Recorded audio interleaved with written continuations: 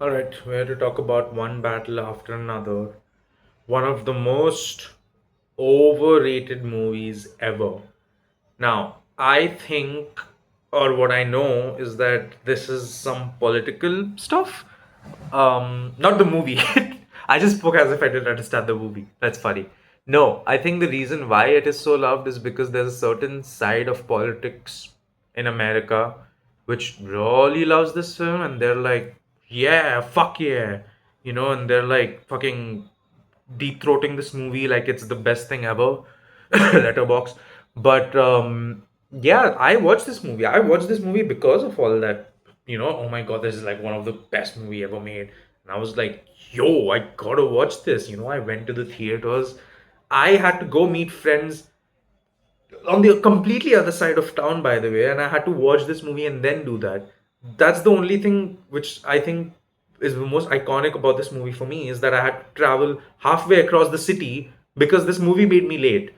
But anyway, I thought it was a good movie, don't get me wrong. Did I think it was great? No. I wasn't watching it feeling like, yeah, this is like one of the like greatest movies ever made. I was just like, oh, this is a fun movie, because Leonardo DiCaprio is playing a stoner dad, and haha, he's high, and I get it. Yeah, but the way people are jerking this movie off feels like it's one of the best movies ever made, and I'm just like, why? You know? So very clearly, I think it's like what is it called? The left. I think it's the left or something, which is like, oh, this movie really shows the evil white man in our country, and I'm like, yeah, it does, because these people are very racist in the film. Dude, Sean Penn, by the way, best part of the film. His haircut is so weird. Colonel Lockjaw, I believe his name is, right. Hold on, let me see the character's name. Yep, it's Colonel Stephen J. Lockjaw. Easily for me, the most iconic part of the film. His walk is so strange, very Vince McMahon, and that's not a good comparison. But considering the character he's playing, yeah, Sean Penn. First of all, I don't know if they made him look old for this movie or he's gotten really old, but Sean Penn's been around since forever, and yeah, he's still killing it, man. He's a fantastic actor. I would not be surprised if. Does he deserve to win? No, but if he's nominated for an Oscar, yeah, I wouldn't be surprised. Fantastic character, such a weird character, played to perfection by Sean Penn, right? I'm really happy he does that. Leonardo DiCaprio, of course, he's just he's always a good actor. I don't think there's a movie where you will watch him perform and be like, oh, that was not good. Like, great actor. In this movie especially, he's like funny. He's really embracing the age. He's really playing the stoner dad, fuck up dad really well in this movie. Chase Infinity, which, oh my god, she is so pretty. Good lord, God bless these actors, man. Actors, actresses, all these pretty ass women. She plays like Villa. I think this is her first movie. I'm not sure. I know I heard she's new, but I don't know if this is her first movie.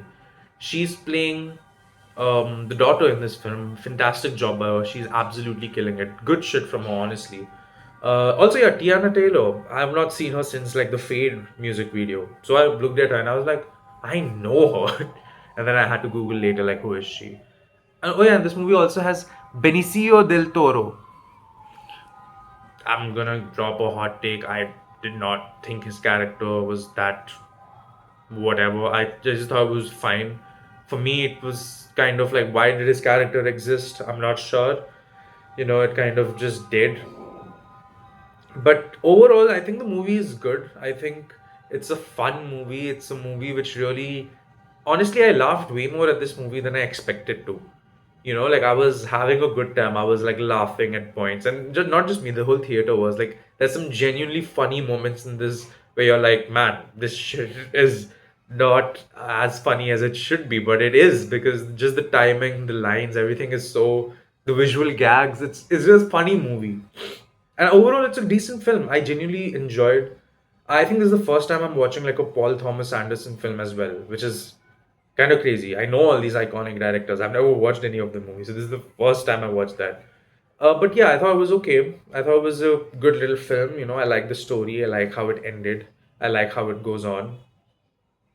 I don't think it's the greatest movie ever made. I'm glad it showed that there's evil white men out there. And I'm like, fuck yeah, but I don't live in America. So I think Americans are a little too excited that they're showing it in a movie. Like that's not been done before. And they're like, yes, we love this movie. Paul Thomas Anderson, cock in my mouth. I hate when people feel so happy about a film. Like, it's a good film, but you don't have to pretend it's one of the best movies you've ever watched. It's so strange to me. But, that's just, I'm pretty sure I'm in the minority here. Oh God, what if I end up having like a couple of racists supporting me? Like, yeah, this movie sucked. I think this movie's good. Listen, I'm not racist. I just don't think it's one of the best movies I've ever watched. But anyway, that's gonna be it from me. Don't forget to leave a like and subscribe. And I'll see you all in the next one.